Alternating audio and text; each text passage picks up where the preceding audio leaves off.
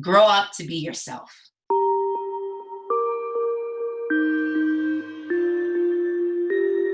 Start my day with what I want it to look like at the end. Before, when I was in that hustle culture mentality, I always said, like, I have 1,000 things to do. It's my checklist, and kind of went through my day just really just checking things off a list. But instead, I thought of, like, starting my day with, what's one thing that if I did today, I would be happy.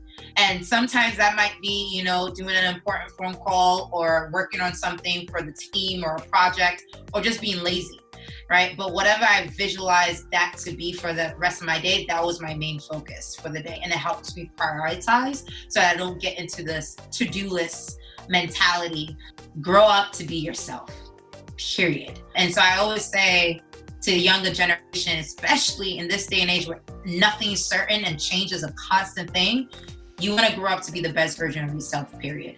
And whatever that means, everything along the journey from when you're young to when you grow up, I wish people told me that, because if I realized it didn't matter if I grew up to become a doctor or a lawyer or entrepreneur, it doesn't matter.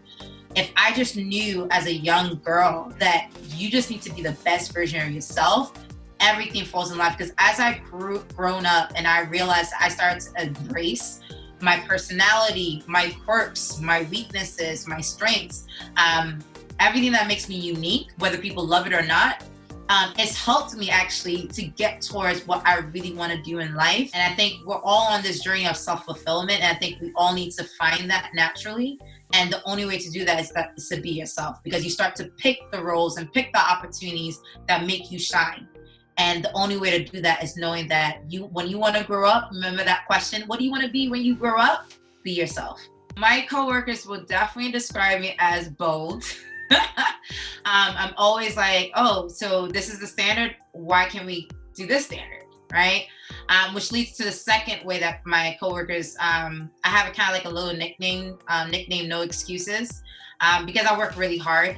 I really put like 1,000% into a lot of things I do.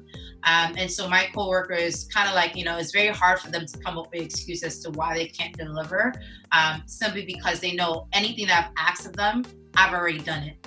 And I've done it 10 times over. So it's very hard for my coworkers to feel like, oh, it's just someone shouting orders. No, she's done it before, and she really expects that of us. I've also been told that I've been very vulnerable. I'm very open. I know people separate work and home life a lot, but I do believe that you're not just your role, that there's a lot of things outside of work that makes you who you are. So me being a mother, and me being a wife, me also being, a dancer and a free spirit, like all that leads into my personality. So they know, like, I'm quirky, I'm fun, I'm goofy, but I'm also very on top of things, and all that, I expose them to all of that. And so it helps them be more open.